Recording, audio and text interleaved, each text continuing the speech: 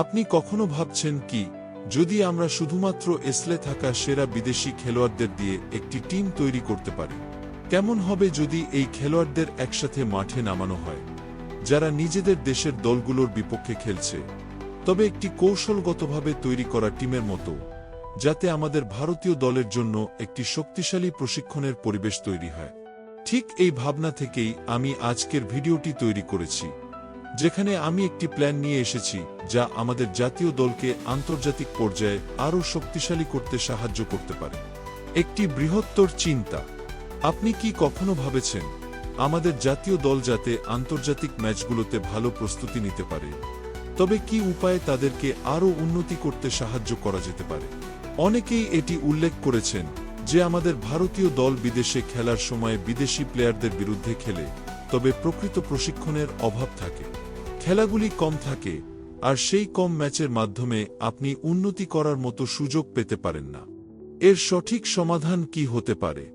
আমি এই ভাবনা থেকেই বেরিয়ে এসেছি, কেননা এসলে থাকা বিদেশি খেলোয়াড়দের নিয়ে একটি টিম তৈরি করতে পারলে, অন্তত আন্তর্জাতিক বিরতিতে ভারতীয় দল যদি বিদেশি টিমের সাথে না খেলতে পারে, তবে এই দলটি তাদের সঙ্গে খেলতে পারবে এবং যথেষ্ট ভালোভাবে প্রস্তুতি নিতে পারবে।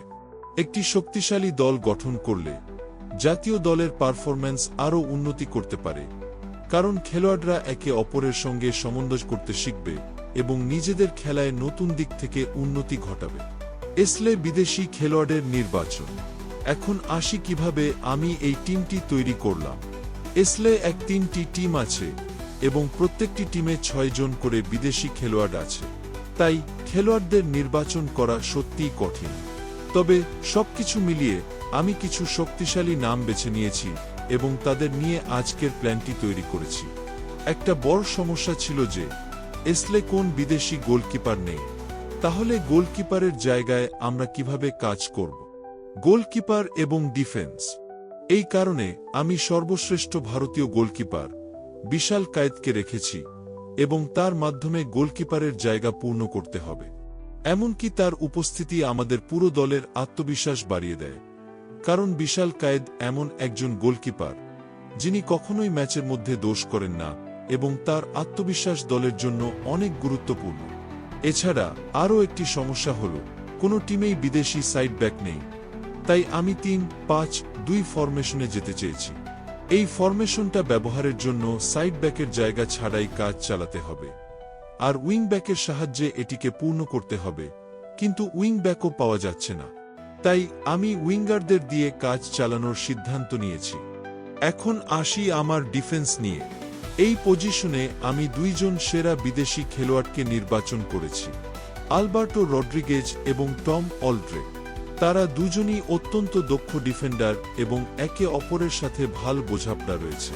তাদের মধ্যে কোনো সন্দেহ নেই যে তারা একে অপরকে দুর্দান্ত সহযোগিতা করে। ডিফেন্সের 3য় পজিশনে আমি জামশেদপুরের এজে কিংবা একটি বিকল্প হিসেবে মর্তদা ফলকে রেখেছি, যেহেতু তার বয়স একটু বেশি হলেও তিনি এখনও দুর্দান্ত পারফরম্যান্স করেছেন।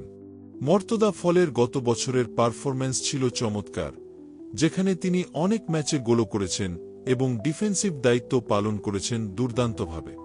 এমনকি তিনি যে ম্যাচে খেলেছেন সে ম্যাচগুলোতে টিমের ডিফেন্স অনেক শক্তিশালী ছিল। মিডফিল্ড স্ট্র্যাটেজি এবং শক্তিশালী পছন্দ। মিডফিল্ডের জন্য আমার প্রথম পছন্দ কার্ল ম্যাকহিউ। তিনি আসলেই একজন দুর্দান্ত সেন্ট্রাল ডিফেন্সিভ মিডফিল্ডার এবং তার মতো একজন খেলোয়াড় খুঁজে পাওয়া কঠিন। কার্ল ম্যাকহিউয়ের মাঠে উপস্থিতি কেবল মাত্র ডিফেন্সিভ নয়, আক্রমণেও তার দারুণ ভূমিকা থাকে। এমনকি তিনি মাঝে মাঝে গোল করার ক্ষেত্রেও সফল হয়েছেন, আর তার পাসিং গেম খুবই সুনির্দিষ্ট। তার পাশে আমি পুলগা বিদালকে রেখেছি।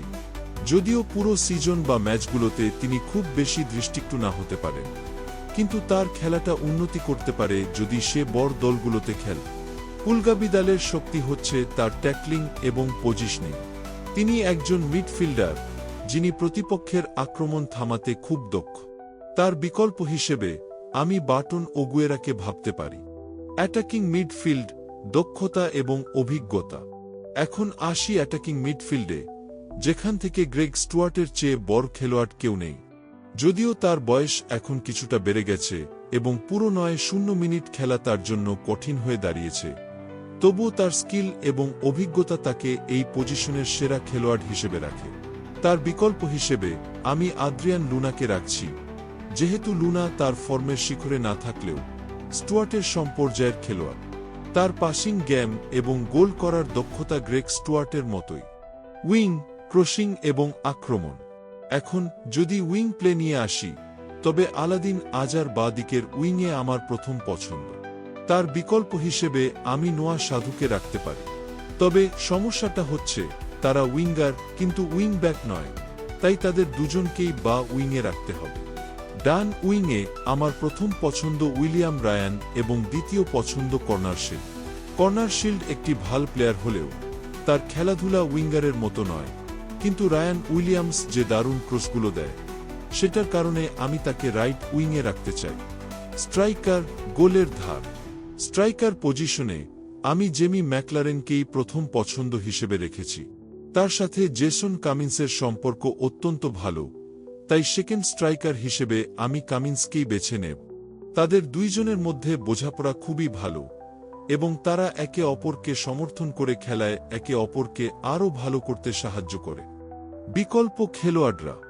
বিকল্প হিসেবে আমি দিয়াগো মরিসিওকে রাখতে পারি, যিনি অভিজ্ঞ এবং তার ডেডিকেশন মাঠে অসাধারণ। এছাড়া লুকা মাচেনের প্রতি আমি যথেষ্ট আগ্রহী, যেহেতু তার ডেডিকেশন এবং মানসিকতা খেলার ক্ষেত্রে বিপদপূর্ণ পরিস্থিতিতে খেলার গতিকে বদলে দিতে পারে। কোচ, টিমের গঠন। সবশেষে আমি কোচের কথা বলি, যেখানে আমার প্রথম পছন্দ হোসেন মলিনা। তার সামর্থ্য এবং টিম পরিবর্তন করার ক্ষমতা অসাধারণ। দ্বিতীয় পছন্দ হিসেবে মানলো মার্কুয়েজ অথবা অ্যান্টনিও লোপেজ হাবাসকেও আমি রেখেছি, তবে এই তিনজনই যথেষ্ট দক্ষ এবং শক্তিশালী টিম তৈরি করতে পারে। এটাই ছিল আমার দৃষ্টিকোণ থেকে সেরা ফরেন প্লেয়ারদের দল। আপনি কি ভাবছেন? আপনার মতে কোন খেলোয়াড়কে জায়গা দেওয়া উচিত? মন্তব্যে জানাতে ভুলবেন না এবং ভিডিওটি যদি ভালো লাগে তবে চ্যানেলটি সাবস্ক্রাইব করুন। ধন্যবাদ এবং জয় মোহনবাগান।